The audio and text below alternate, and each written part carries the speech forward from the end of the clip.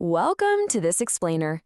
Look, today we're getting into something I get asked about literally all the time. We're diving deep into the human mind to unpack the subtle, quiet, and frankly super confusing dangers of covert narcissism.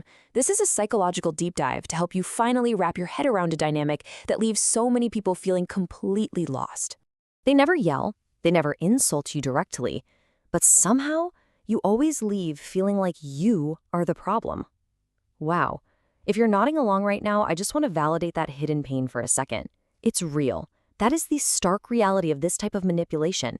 By the time you even realize something's off, your self-esteem has often already been completely dismantled. To really understand how this happens, we have to look at the classic narcissist versus the covert one. You know the classic type, right? Loud, arrogant, always bragging, basically the center of the universe. But the covert narcissist? Completely different ballgame. They're quiet. They seem super sensitive.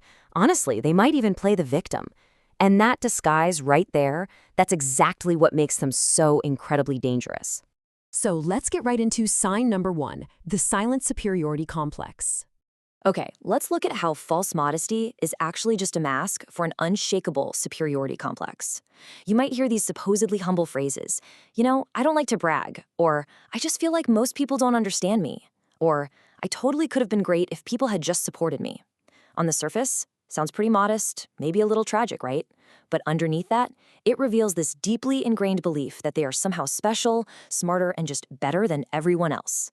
It sets a stage for them to quietly put themselves on a pedestal above the rest of the world. And since they aren't out there openly bragging, they compare quietly. You'll catch these subtle little jabs like, "Oh, I'm surprised you actually like that movie. It's pretty shallow." Or, "Well, most people don't think at the level we think at."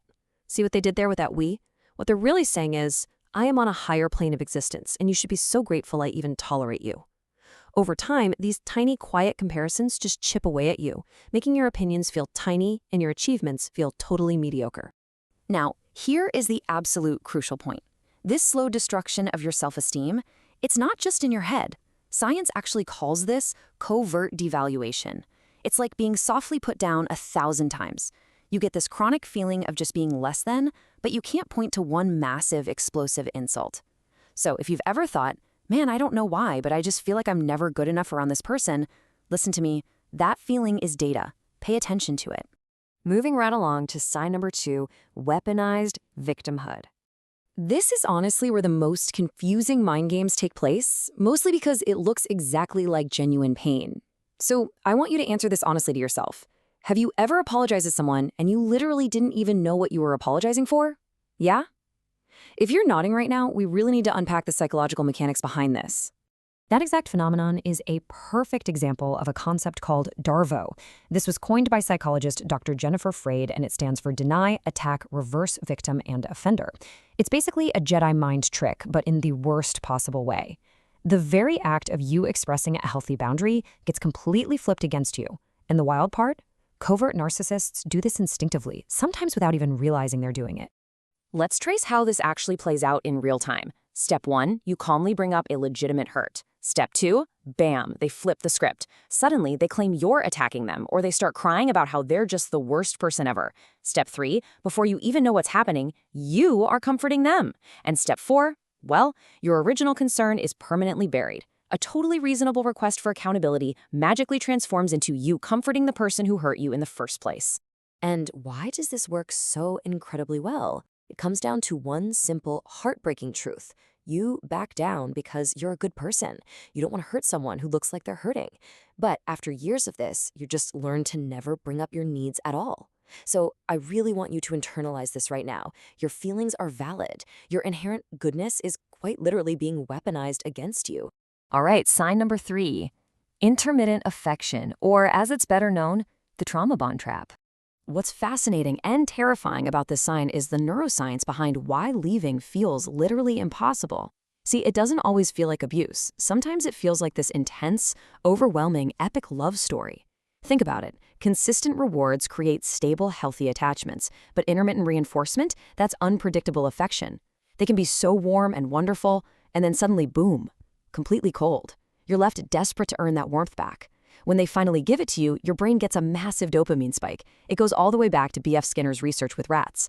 Unpredictable rewards act exactly like a slot machine in your brain. It creates a full-blown behavioral addiction. We call this exhausting roller coaster, the trauma bond. It is a biochemical and emotional attachment forged by cycles of unpredictable warmth and sudden, unexplained withdrawal. Understanding this is an absolute game changer because it proves that struggling to leave isn't some personal weakness or a character flaw. Your brain was literally wired to respond to this slot machine-style reinforcement. It's biology, plain and simple. Let's do a quick reality check on these symptoms so you can see where you stand. Do you feel a wave of pure relief when they're nice, rather than actual, consistent happiness? Are you constantly finding yourself explaining away their behavior to your friends and family? Do you feel quote-unquote addicted to them, even though they make you feel terrible most of the time? Do those rare good moments feel incredibly intense, like a literal high? If any of this rings true, you might be caught in this trap. Okay, let's talk solutions. Here is the escape plan on how to actually protect yourself. Now that we've exposed the absolute madness of this behavior, it's time to take your power back. Here are 4 concrete, actionable steps to dismantle their control over your life. Step 1, name the pattern. You can't fight what you can't see, right?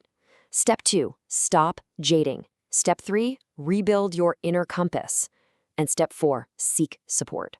Let's actually zoom in on that communication strategy for a second. I want to focus heavily on step 2.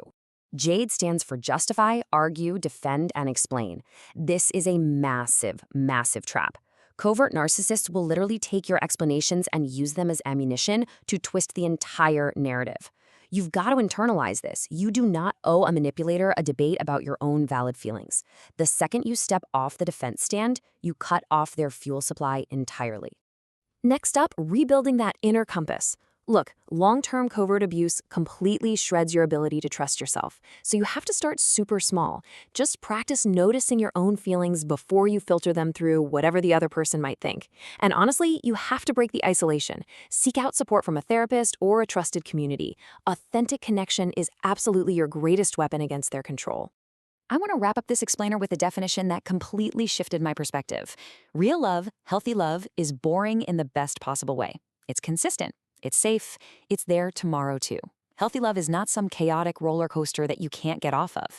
If this explainer clicked for you today, please know that you are not alone and you are definitely not imagining things.